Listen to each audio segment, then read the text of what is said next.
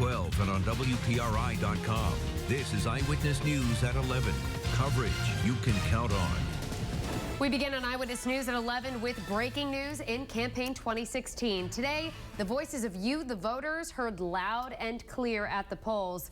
Impressive wins in Rhode Island's primaries on both the Republican and Democratic side. Democrat Bernie Sanders beating frontrunner Hillary Clinton. You can see the numbers there at the bottom of your screen. On the Republican side, it's Donald Trump with a big victory over John Kasich and Ted Cruz.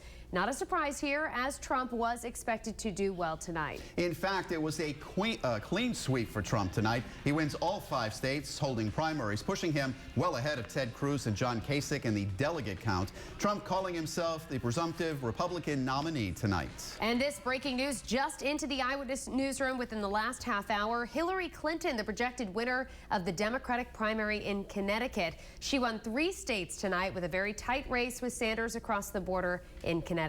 Eyewitness News has a team of reporters working every angle of this big day in campaign 2016. We begin with our Kim Kalunian. She's live in Providence, where Bernie Sanders supporters have gathered and are celebrating a big win. Kim? Still lots of energy, laughs, and smiles here inside this ballroom at the Providence Biltmore Hotel. As you can see, Bernie Sanders supporters still milling about after his big win. Rhode Islanders clearly feeling the burn enough to give him that victory over frontrunner Hillary Clinton. With a cheer,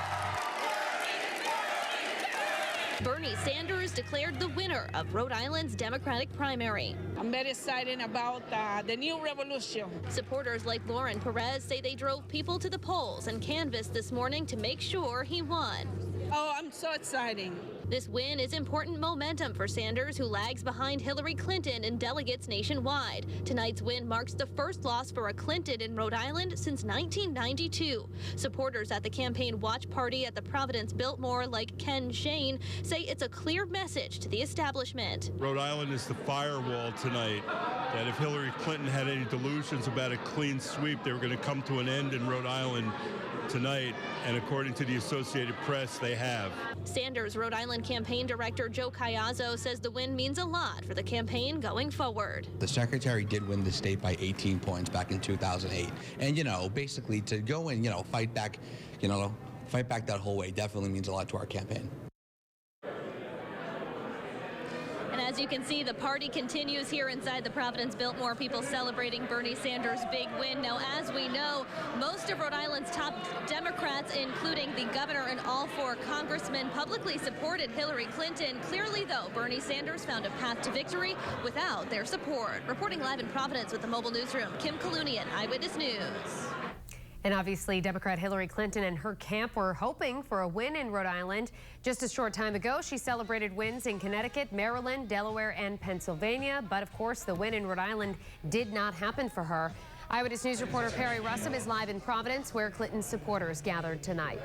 Well, things are winding down here in Providence. Earlier today, we spoke with Hillary Clinton's campaign team. They told us this was going to be a tight race, but this race was called just an hour after the polls closed.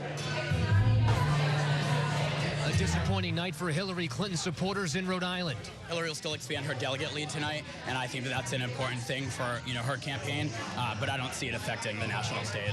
We were there as the final calls were being made at her headquarters in Providence. That's when we spoke with her state director, Nick Black. We said all along it's going to be a close race, but we're doing everything that we can. I don't know if it was necessary that something went wrong.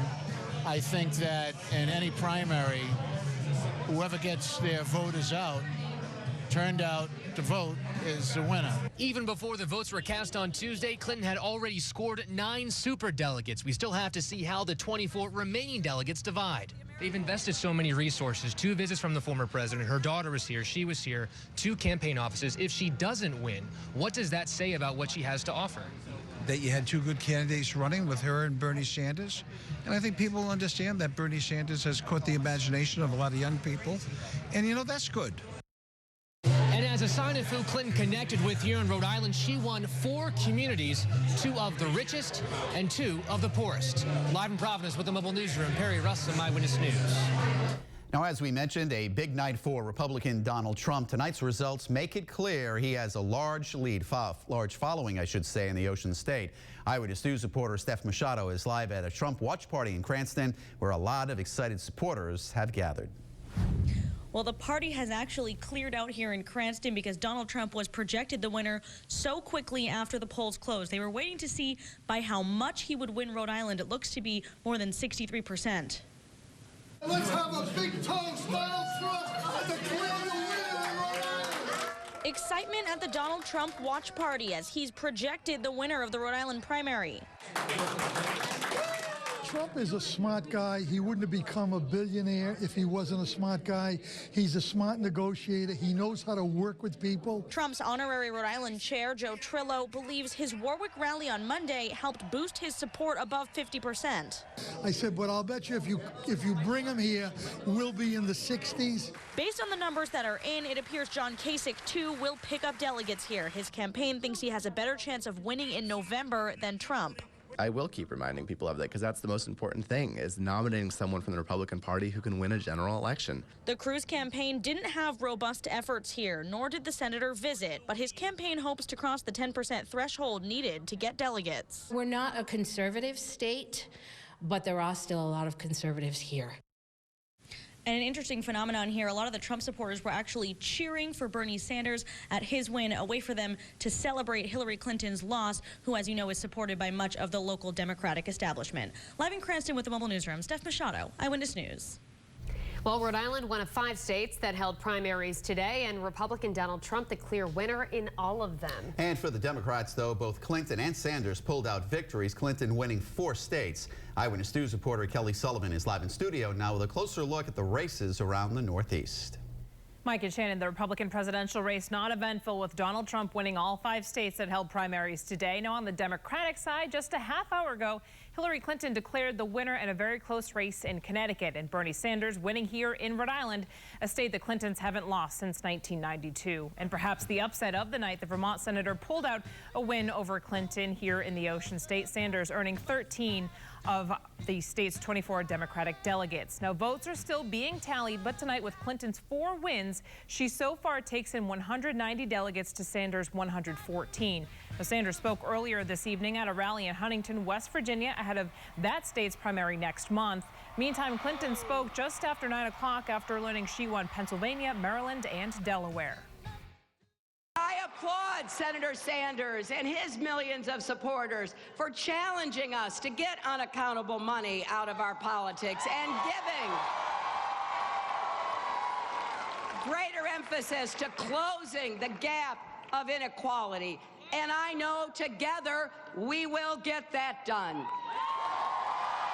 This campaign is going to win because we are doing something unusual. We are talking to the American people and not just to wealthy campaign contributors. Now on the Republican side, the primaries were called for Trump 34 minutes after the polls closed. Trump is already calling himself the GOP's presumptive nominee, but he's short of the 1,237 delegates needed to earn the nomination. Trump currently has a commanding lead over his Republican rivals, Ted Cruz and John Kasich, who recently formed an alliance to try and take delegates away from Trump. The businessman is in New York City this evening and addressed his supporters a half hour ago, feeling confident that he will be the nominee at the Republican convention this summer in Cleveland. Today we came up even against Hillary, but we will beat Hillary so easily. And, you know, remember this. Remember this. I was not going to run according to everybody, and I ran. I started off with 17. I'm down now. I'm winning it. It's over. As far as I'm concerned, it's over. These 2 guys cannot win. There's no path. So why would I change? You know, if you have a football team and you're winning, and then you get to the Super Bowl, you don't change your quarterback, right? So I'm not changing. And so the next primary is in Indiana, where Cruz is right now. But Trump has a commanding lead over Cruz and Kasich, needing just under 300 delegates to earn the Republican nomination. The Associated Press reports Clinton has at least 90% of delegates needed to win the Democratic nomination when superdelegates are included. I'm Kelly Sullivan, Eyewitness News. Eyewitness News political analyst Joe Fleming joins us now live in studio to break down the numbers. Turnout in Rhode Island, very good for the Republicans, kind of disappointing for Democrats. Yeah, the Republican turnout tonight was 61,000, within 3,000 votes of the highest turnout they ever had. But what's interesting is it's 118% higher than it was in the 2008 presidential primary, where the Democrats was 120%, yet it's 36% lower than the 2008 Democratic primary. Good sign for the Republicans tonight in the state of Rhode Island. All right, this is CBSNews.com. Right. These are the numbers in real time, Joe. Let's start with the Republicans. Donald Trump at 949. Yep. The magic number is 1237. Right. Good night for Donald Trump. Bad night for Ted Cruz again. He picked up very few delegates. He was running third in a lot of the states. Trump is zeroing in on that number right now. If he wins Indiana next week, it's going to be very hard to stop him. He's going to have so much momentum. The uncommitted delegates may start shifting over towards him. All right, let's go over to the Democratic side. Obviously, people in Rhode Island with a big win for Bernie Sanders. But if you look at these numbers, Joe, is this almost a clear path for Hillary Clinton? It really is, because the way the Democratic delegates are apportioned, if you win a certain percent of the vote, you get delegates. It's going to be impossible for Bernie to stop her from getting the nomination unless the superdelegates go the opposite way, and there's no sign of that at all. All right, so she had a big night, but if you look in Rhode Island, she didn't do very well. Let's break down some of the neighborhoods. Providence, Woonsocket, even Federal Hill and Providence. What happened there? Well, what happened was simply, for Hillary to win Rhode Island, the feeling was she had to win Pawtucket, Providence, Central Falls, Woonsocket. Well, she lost the city of Providence by 800 votes. She won Central Falls with 58% of the vote, but 8 years ago she had 71% of the vote and 500 less people voted. Pawtucket, she ran even. Woonsocket, she lost by about 10% of the vote. So Democratic areas where you expect her to do well, she did not do well. Bernie Sanders in the suburbs did extremely well. And parts of Providence, like Federal Hill, Bernie Sanders did very well. People did not expect that. There were long lines at the polls. Obviously, there were not as many opened up as the general election. What did you see? What came out of that? What I saw was 2/3 of the polls closed today. However, what the Board of Elections did was they had extra people at the polls when people came in to register. So instead of maybe 3 lines, they had 6 or 7 lines so they could handle 7 people at a time. It cut the time down. People waited a little while, but not to the point where they were turning around and walking out the polls. Cruz and Kasich, what is their next step really at this point? Cruz and Kasich, obviously with Cruz, it's Indiana. If he does not win Indiana, I think he's going to have to realize that the nomination is not going to be his, that Donald Trump is probably going to go on and win it on the first ballot. Kasich, again, he's only won 1 state.